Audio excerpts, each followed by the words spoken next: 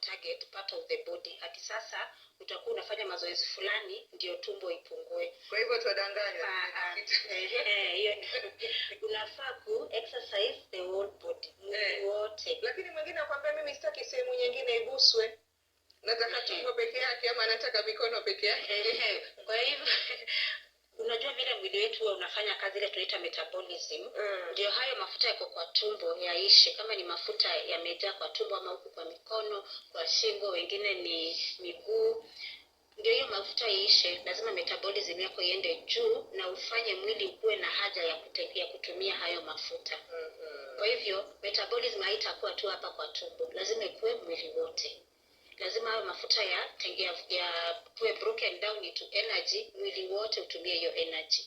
Ndio maana utamaliza. Kwa hivyo huwezi fanya tu mazoezi ya one part of the body, lazima exercise the whole body.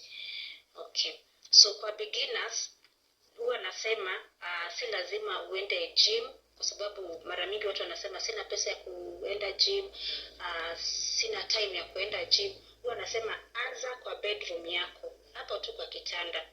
Ukiamka stretch. Ile tu ya kawaida huwa tunafanya asubuhi, stretch.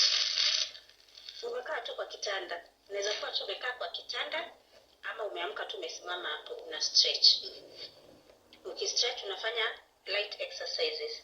Kama unajikunjua tu mwili wako wote hivi. Unaona? Unagusa hizi vidole